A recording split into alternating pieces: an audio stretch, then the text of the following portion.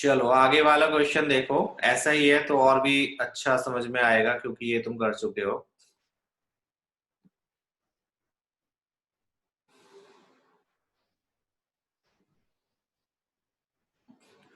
ओजस, आप वॉइस सभी को क्लियर आ रही है, आपको ही नहीं आ रही है आई थिंक। मतलब दो तीन बच्चे हैं तो आई थिंक नेटवर्क इश्यू है। प्लीज एक बार चेक कर लो क्या वॉइस बाकी सबको क्लियर है। बाकी सभी बच्चे जो हैं वो मुझे कंफर्म करो एक बार, क्लियर वॉइस है। ओजस एक बार अपनी तरफ से चेक करो, बच्चे सभी को क्लियर है।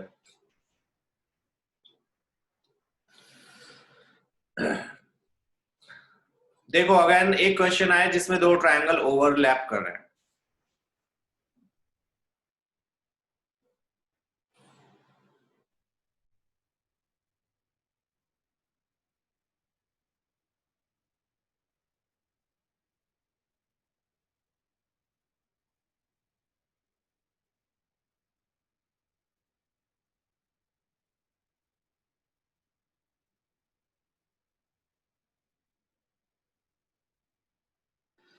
इसमें भी अगेन देखो बीच में एक कॉमन एंगल है जो हम ऐड करेंगे पिछले वाले क्वेश्चन की तरह।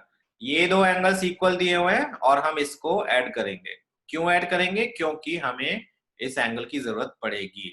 देखो we have these two triangles जिनको हमें कॉन्ग्रुएंट प्रूव करना है, D A P and E B P को। इसमें हमारे पास दो दो एलिमेंट्स तो क्वेश्चन में दिए हुए हैं इक्वल। एक तो क्या क्या इक्वल दिया हुआ है,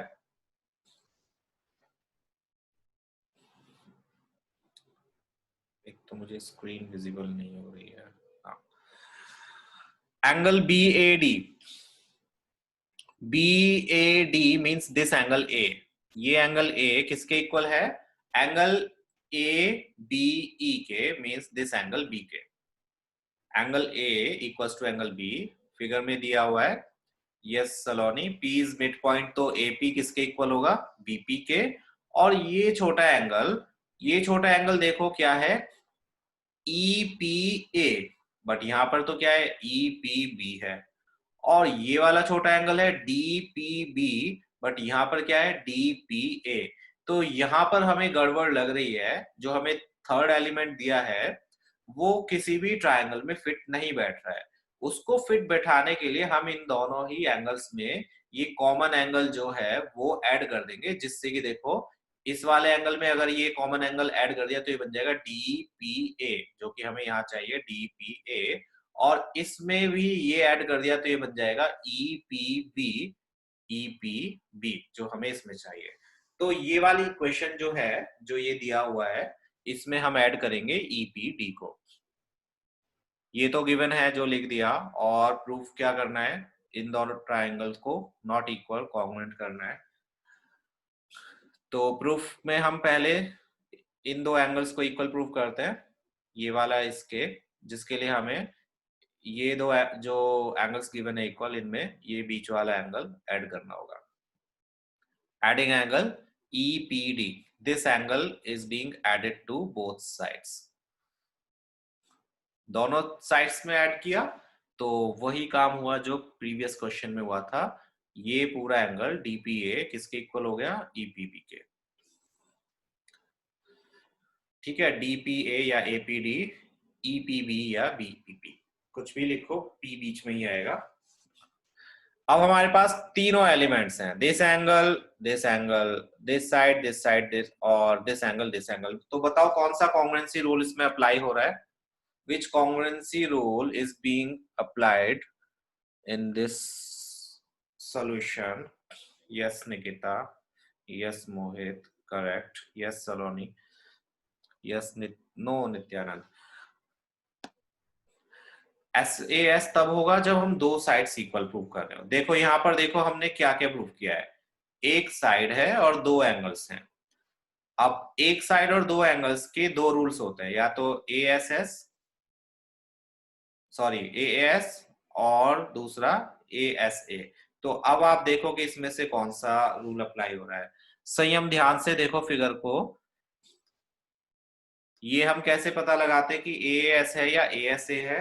आप देखो कि जो दो एंगल्स हैं क्या वो दोनों ही उस साइड पर बने हैं जो हमने इक्वल प्रूफ करी है।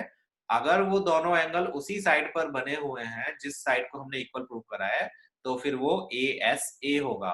और अगर वो दोनों एंगल सेम साइड उसी साइड पर नहीं बने हुए हैं जिसको हमने इक्वल प्रूफ किया है, उसमें से बस एक एंगल उस साइड पर बना है, तो वो क्या होगा? एएस होगा। तो अब बताओ ये एएस है या एएसए है? यस संयम। अक्षत तुम बताओ चलो। आन्या, अक्षत, कार्तिक, मोहित, नित्यानंद, अक्षत, YAAS, YASA। Okay lovely. Yes संयम। अक्षत देखो ध्यान से फिगर को अगेन, एंगल्स में बना देता हूं फिर बताना। ये एंगल तो है इस एंगल के इक्वल, ये वाला एंगल है इस वाले एंगल के इक्वल, और ये साइड है इस साइड के इक्वल। अब बताओ which rule is being applied here?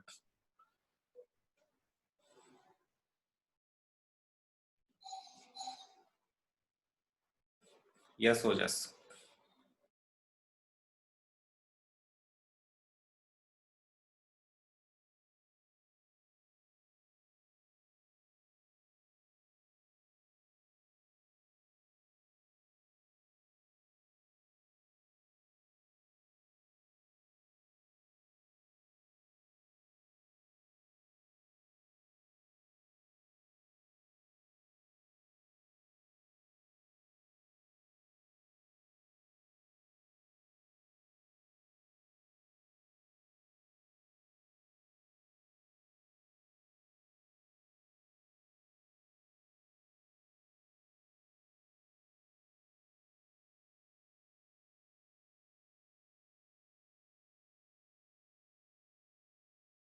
Yes अब समझ आ गया कि कैसे हम पता लगाते हैं एएसए और एसएस का। फिगर बनाओ, ध्यान से देखो, और आपको खुद ही पता चल जाएगा। Yes Tanisha. Angle, side, angle, easy.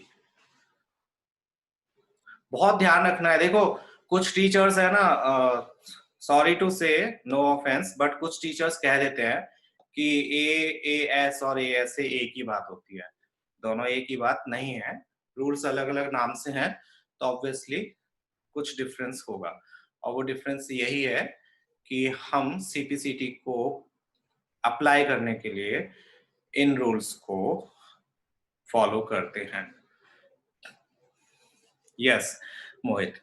तो जब दोनों ट्रायंगल कॉन्ग्रुएंट हो गए बाय ए एस से, तो फिर हमारे पास क्या आ गया? सेकंड वाले पार्ट में सीपीसीटी से हम क्या करेंगे? एडी को बीई के इक्वल। इसका एडी यहां से देख लो, ऑर्डर एडी किसके इक्वल है? बीई के इक्वल है। जंप कर रहा है, AD equals to BE, CPCT. Easy question.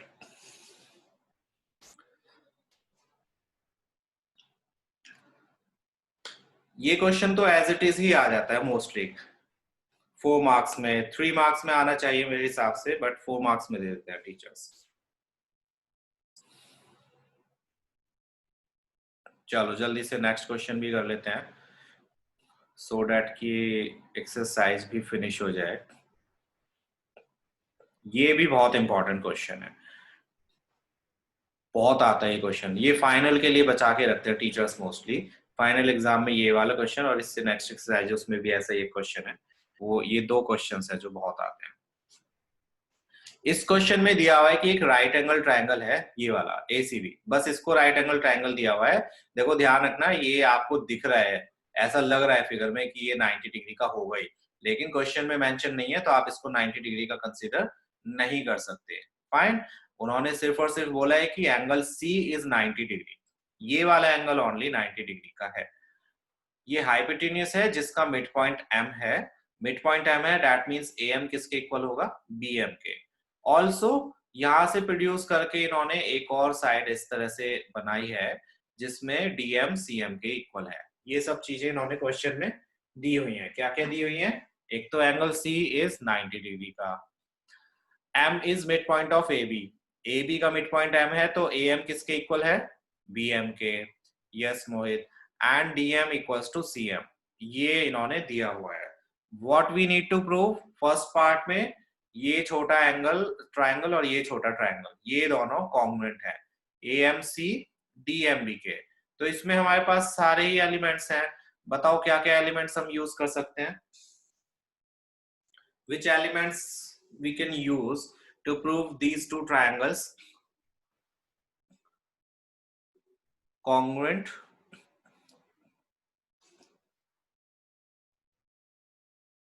ठीक है अक्षत।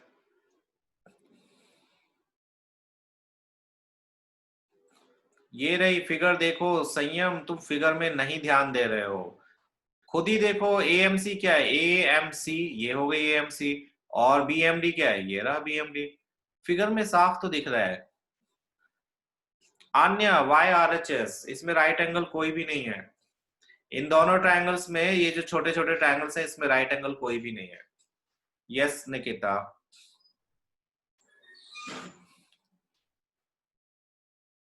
ठीक है ओके सलोनी। बीएमसी, बीएमसी का हमें क्या करना है? बीएमसी तो है ही नहीं कहीं भी। बीएमसी का तुम्हें क्या करना है? ना तो क्वेश्चन में कुछ प्रूफ करना है, ना ही हमें जो एलिमेंट्स चाहिए उसमें कुछ यूज है। और अगर आपको देखना भी तो बीएमसी ये रहा, सिंपल। यस मोहित। यस निकिता। यस अक्षर। तो इन दोनों ट्रायंगल्स में तीन एलिमेंट्स हमें गिवन है। एक तो सीएम डीएम के इक्वल है, this part equals to this part, क्योंकि क्वेश्चन में गिवन है। और angle A M C, this angle equals to this angle. मैं मार्क भी कर देता हूं क्योंकि कुछ बच्चों को समझ नहीं आ रहा है आई थिंक। हाँ, क्वेश्चन में दिया हुआ है कि सी एम तो डीएम के इक्वल है। ये वाला एंगल इसके इक्वल होगा, क्यों होगा? Vertically opposite angles. और बी एम ए एम के इक्वल है, ये रहा ए एम और बी एम। तो तीन एलिमेंट्स हमारे पास हो गए। कॉमन कोई भी नहीं है इसमें, ये दो ट्रायंगल्स में कोई भी कॉमन नहीं है मोहित। तीन एलिमेंट्स हमें मिल गए, this equals to this equals to this, और this angle equals to this angle. BC is not the part of any of these triangles,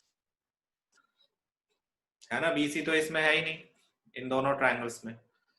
so AMC किसके कॉन्ग्रुएंट हो गया? बीएमडी के, by SAS rule. Yes, SAS side, दो side है और उनके बीच वाला एंगल है, इंक्लूडेड एंगल है, तो एसएएस। और वैसे भी दो साइड और एक एंगल का बस एक ही रूल होता है बिना राइट एंगल वाले ट्रायंगल में, एसएएस। तो आप बिना सोचे समझे, अगर आपने दो साइड और एक ट्रायंगल एक एंगल किया है तो आप एसएएस ही लिखोगे उसको। बाकी कोई और रूल ऐसे दो साइड्स का होता ही नहीं है, सिर्फ राइट एंगल ट्रायंगल होता है, फिर वो आरएचएस। ये दो ट्रायंगल हो गए कॉन्ग्रुएंट, इन्हीं को यूज करके अब देखो, जब ये दो ट्रायंगल कॉन्ग्रुएंट है, ध्यान से देखना प्लीज इस चीज को, ये दो ट्रायंगल कॉन्ग्रुएंट है तो सीपीसीटी से ये वाला एंगल इस वाले एंगल के इक्वल होगा। एंगल बी एंगल ए के, यहां पर देखो angle B equals to angle A, दोनों स्टार्टिंग में ही है। और जब ट्रांसवर्सल के ऑपोजिट एंगल्स जो होते हैं इंटीरियर वो इक्वल होते हैं, तो लाइंस क्या होती हैं? पैरेलल होती हैं। सबको पता है ये। ट्रांसवर्सल के ऑपोजिट जो अल्टरनेट इंटीरियर एंगल होते हैं, अगर वो इक्वल हैं तो जो लाइंस हैं जिनको वो ट्रांसवर्सल इंटरसेक्ट कर रही है वो क्या होंगी? पैरेलल होंगी, जेड शेप जो बनाती हैं। जब जेड शेप वाले एंगल्स इक्वल होते हैं तो लाइंस क्या होती हैं? पैरेलल होती हैं। सो हम कह सकते हैं कि ये वाला एंगल इसके इक्वल है, और जब ये लाइंस पैरेलल हो गई, ये दो लाइंस पैरेलल हैं, तो ऑल्टरनेट सॉरी कोइंटीरियर एंगल्स का सम क्या होगा? 180 होगा।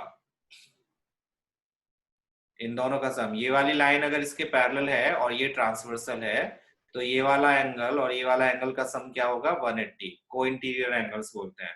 उसमें से ये 90 का गिवन है ऑलरेडी, तो ये कितने का बचा 90 का हो जाएगा।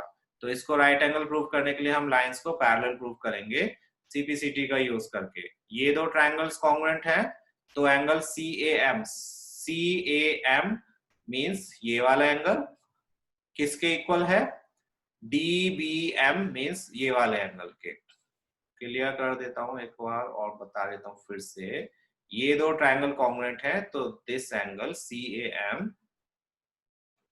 DBM के इक्वल, यहां से देखो CAM DBM के इक्वल होगा। और क्योंकि alternate interior angles are equal, transversal के ऑपोजिट साइड में इंटीरियर एंगल्स अगर इक्वल है तो हम कह सकते हैं कि ये दो लाइंस क्या हैं, पैरेलल है। और ये दो लाइंस अगर पैरेलल हैं तो इनके इंटीरियर को इंटीरियर एंगल्स का सम क्या होना चाहिए 180, means this angle plus this angle equals to 180। को इंटीरियर एंगल्स बोलते हैं इनको। और को इंटीरियर एंगल्स के सम में से हमें एक का वैल्यू पता है एंगल सी की, इसकी ACB की। ACB के प्लेस पर 90 पुट किया और हमारे पास DBC आ गया अगेन 90 डिग्री का, तो ये भी 90 डिग्री का हो गया। DBAB के इक्वल, DBAB से क्या होगा बच्चे, DB और AB, पहली बात तो DB और AB इक्वल नहीं है, हो ही नहीं सकते। अनदर थिंग, DB और AB अगर इक्वल कर दोगे तो उससे क्या पता चलेगा हमें, नहीं यूज तो करोगे, कर सकते हो अगर DBAB वैसे है नहीं इक्वल, बट अगर कर भी दिए तो आप उससे कंक्लूजन क्या निकालोगे, वो कैसे हेल्प करेगा हमारी। इन दो लाइंस के इक्वल होने से हमें कुछ भी नहीं मिलेगा। DB को अगर आपने, ये DB है, इसको अगर आपने AB के इक्वल प्रूव कर दिया तो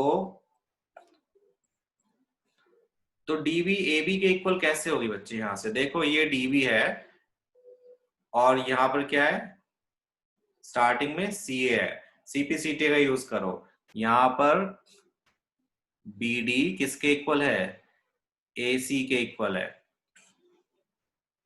बिल्कुल हो सकते हैं, लेकिन DB और AB के इक्वल करने से कुछ भी नहीं होगा। DB और AB इक्वल करने से क्या होगा, ये और ये इक्वल प्रूव करने से क्या होगा, DB को AC के इक्वल प्रूव करोगे ना, तभी तो वो हेल्पफुल होंगे।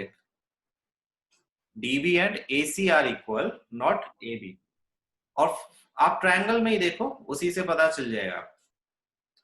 No, angles on a straight line नहीं लिख सकते बच्चे। Angle on a straight line का मीनिंग होता है कि इस तरह से बने हुए जिनके बीच में एक कॉमन आर्म होगी।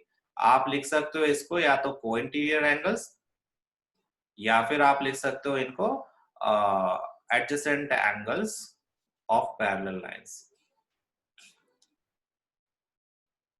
Naught angle of straight line. Angle of straight line हमेशा एक ही पॉइंट से फॉर्म होते हैं, इस तरह से। ये सब एंगल ऑफ स्ट्रेट लाइन है, जिनको मतलब अगर आप मिलाओगे तो स्ट्रेट लाइन से स्टार्ट होंगे और स्ट्रेट लाइन पर ही खत्म होंगे। ऐसे हाफ सर्कल बनाएंगे, सेमी सर्कल। ठीक है निकिता, देखो DBAB को आप इक्वल नहीं कर सकते क्योंकि वो होंगे भी नहीं। आप यहां से CPCT से भी देखो, अगर इन दो ट्रायंगल्स में यहाँ पर क्या है DB एक कैरेक्टर जंप करके, तो इसके ऑर्डर के हिसाब से किसके इक्वल होगा, ये AC के इक्वल होगा। BD equals to AC, BD equals to AC। ये हमारे लिए हेल्पफुल होगा क्योंकि ये दो साइड्स तो इक्वल हो गई, ये एंगल 90 का इस 90 के इक्वल है और ये वाली साइड हो गई कॉमन। तो साइड एंगल साइड, इससे ये हो जाएंगे कॉन्ग्रुएंट। ऑल्टरनेट इंटीरियर एंगल्स इसमें नहीं है, इन दो ट्रायंगल्स में नहीं है। ये वाला एंगल, एक ये ट्रायंगल है और एक ये ट्रायंगल है, इसमें से कोई भी ऑल्टरनेट इंटीरियर एंगल नहीं है। क्या ये एंगल इसके इक्वल है, नहीं है। 90 का 90 के इक्वल है जो हमने प्रूफ किया है, ये ऑल्टरनेट इंटीरियर नहीं है लेकिन, है ना। और तो कोई एंगल नहीं बचा, ये वाला एंगल भी इसके इक्वल नहीं है, ऑल्टरनेट इंटीरियर ये भी नहीं है। तो इनमें ऑल्टरनेट इंटीरियर एंगल्स की कोई प्रॉपर्टी नहीं अप्लाई होगी। देखो अब थर्ड वाले पार्ट में फिर से, थर्ड वाले पार्ट में हम इसका यूज करेंगे जो हमने फर्स्ट पार्ट में प्रूव किया था। हमें प्रूव करना है डीबीसी को एसीबी के। तो इसको प्रूव करने के लिए हम क्या करते हैं, एएमसी बीएमडी के इक्वल था, कॉन्ग्रुएंट था। तो इससे हमें पता चला एसी जो है वो किसके इक्वल है, बीडी के। एसी बीडी के इक्वल है, बीडी के नॉट डीबी, बीडी के इक्वल है सीपीसीटी। एंड ट्रायंगल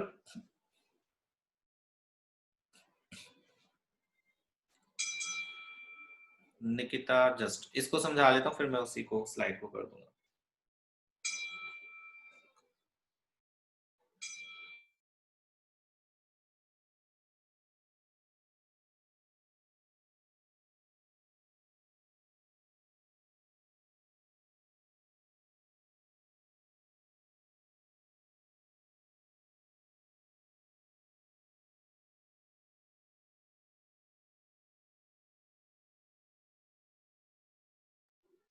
हाँ जी, तो DBC and not equals to and, इन दोनों में क्या है इक्वल, एक तो डीबी एसी के इक्वल है जो हम ऑलरेडी प्रूव कर चुके हैं, एंड एंगल डीबीसी एसीबी के इक्वल है, ये एंगल 90 90 के है, और बीसी सीबी के इक्वल है, बीसी सीबी के इक्वल है, कॉमन साइड है दोनों ही ट्रायंगल में। तो तीन एलिमेंट हो गए इसके, तीनों एलिमेंट्स इक्वल हैं तो दोनों कॉन्ग्रुएंट हो गए ट्रायंगल किससे, side angle side. Right angle हमने किया है और दो साइड्स भी करी हैं, लेकिन उन दो साइड्स में हाइपोटेन्यूज इंक्लूडेड नहीं है, इसलिए हम इसको आरएचएस नहीं लिखेंगे, हम इसको क्या लिखेंगे, साइड एंगल साइड। और जब ये दोनों ट्रायंगल कॉन्ग्रुएंट हो गए तो इससे हमें क्या मिला, DC किसके इक्वल हो गई, AB के।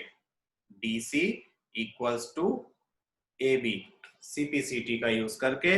और DC को हम स्प्लिट कर सकते हैं, देखो DC को हम क्या लिख सकते हैं, DM प्लस MC। DC को हमने DM प्लस CM लिख दिया, और DM और CM तो ऑलरेडी इक्वल क्वेश्चन में दिए हुए हैं, DM और CM, तो हम DM के प्लेस पर CM लिख सकते हैं। तो ये CM प्लस CM 2CM हो गया, 2 उधर जाके हाफ हो जाएगा, तो ये हो गया half AB, CM equals to half AB, that's it. ये हो गया प्रूफ। अब देखो पहले इसको लिख लो, फिर मैं सेकंड स्लाइड पर जो इससे प्रीवियस थी उसको कर देता हूं। Let me know when it's done. Yeah sure, note it down and let me know. इसके बाद में कोई क्वेश्चन नहीं कराऊंगा, सो किसी की दूसरी क्लास है तो वो जा सकते हो।